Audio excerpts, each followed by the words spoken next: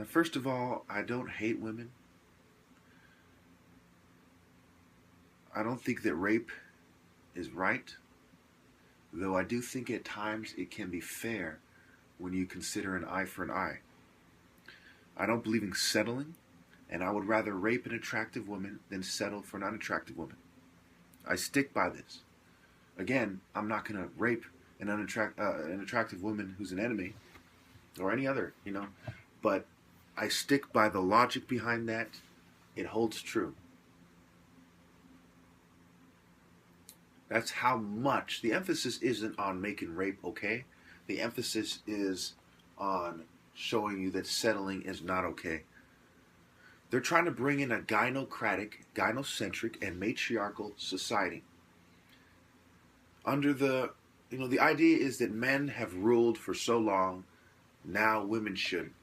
And in order to do this, they're going to lie about things. They're going to lie about history. They're going to lie about leadership qualities.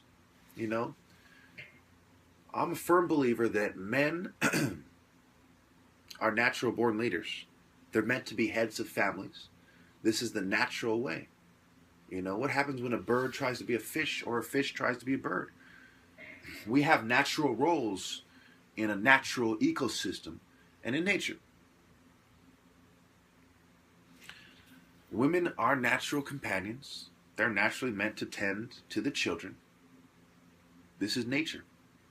And as a result, almost every culture in the world has followed suit, followed that train of thought to the finish, so that they could fit into nature. But there are some matriarchal societies.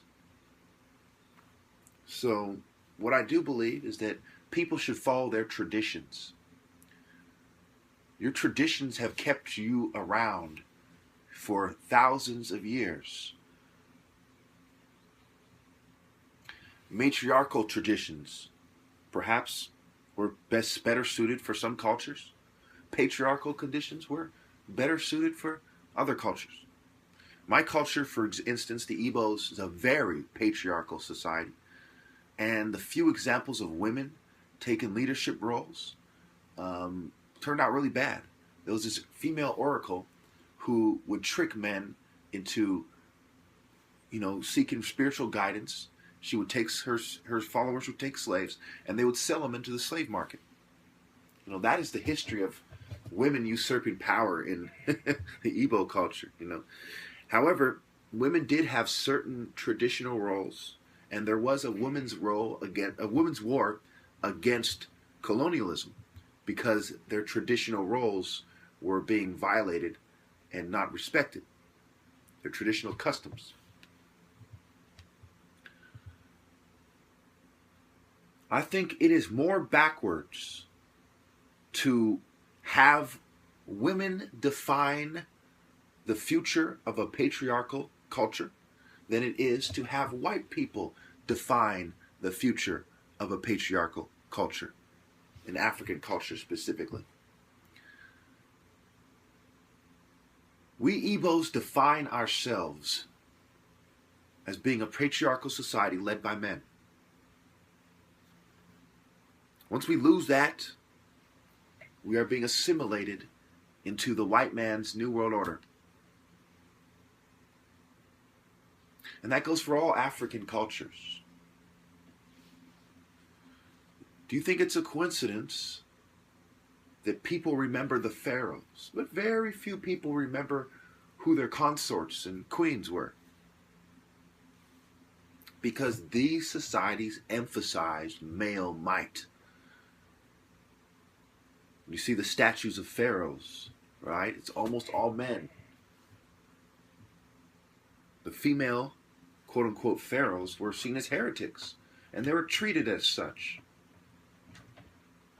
It was only until Egypt had strayed from the path due to foreign influence in the foreign period was a female able to, manipulate her way into having respect. Think about a strong male leader. He demands respect in his masculinity. He's on stage. He's a powerful, masculine figure. That is what leadership qualities have become, to be known as. They're these masculine qualities. Gender feminists pretty much see it that way. That's why they try to mimic men. They cut their hair short. They'll dress like men. They'll do things to make their breasts less perky so they can wear clothes without their breasts, being defined by their clothing. No matter how a woman is, whether she's a skinny, man-like, dyke kind of female, or whether she's a bigger female, it's really this kind of bitchy, bossy, energy, and it's how they come off. They're like, I'm this angry female, PMSing or something. And I'm not trying to down women. I'm just telling you the facts here. We can make a mockery out of society and gender roles, or we could admit the facts. These are the facts here. However, in some cultures, they felt that women were more sociable and a women's touch was needed in politics. And that's fine for their culture. I'm not going to tell other races and other cultures how I believe they should live their lives. But one thing's for sure for black people. I don't care how much of a bitch, how pushy and demanding black women are. It is a disgrace for Africans, after thousands of years of patriarchal societies, to live in a matriarchal society. It is a disgrace. It is an abomination. I can't think of a way to disgrace the ancestors any more than that, and that's just me honestly speaking from the heart. That is a disgrace. We are a culture of male warriors who lead and defend and define our societies. It is a disgrace to even consider that. There is no justification. These are the divine traditions of our land. Even through Christianity and foreign influence, we maintain the patriarchal and tribal traditions. Don't let women use your dick against you and make you conform to their demands. Maintain your African identity. A lot of these feminists will attack Christianity, for example, and say, well, what does this have to do with Africa? Africa is part of the Bible. A key part.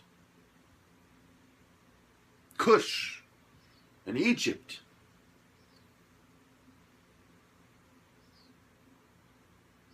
And even in the Bible, which is a form of recorded history, you see that these were patriarchal societies in Africa. Only in the absence of a strong male leader and the leadership role being passed on to a man did you have brief periods where women were in charge. This is what you would expect, really. For example, when a man dies and his wife is a widow, she's the head of the household. Does that mean that's how it's supposed to be? No. A man is supposed to be in charge. Only in the absence of the rightful male leader does a woman tend to his responsibilities for a while, until it passes on, as it should, to the next generation, run by a strong patriarchal figure. This is how it should be. Societies should go out of their way to make sure that they're led by a righteous male figure. There's nothing that a woman can do as a leader that a man can't also do. Why in the world would we give up our traditional roles? This is our nature. This is who we are. Are we going to start eating cement and breathing toxic fumes? We must stick to our nature. And again, if your cultures are matriarchal, what I propose, and first of all, I don't believe the president is a leader. I don't think a president has ever been a leader, not even George Washington, because I do not believe that any of them, including George Washington, ever had over a 50% approval rating. If you claim to be a leader of something, a group of people, a nation, you should have the respect of the majority of those people, or you're not a leader, you're an annoyance in power. So I think that every culture should follow their traditional ways. You know? Let's take Native American cultures, for example. Do they change their ways to fit, feminism or some kind of modernism? Or do they try hard to maintain their traditional cultures? Some of them, from what I hear, are matriarchal cultures. So it's okay for the matriarchal cultures to preserve their culture. But if you have a patriarchal culture, you're supposed to abandon it or twist it in the favor of the gynocracy. How is that right? How is that equality? There is no equality with a feminist scale without sacrificing the most sacred, respectable, and virtuous aspects of culture. And therefore, feminism is not just incompatible with Christianity, it is also incompatible with African cultures. Thank you.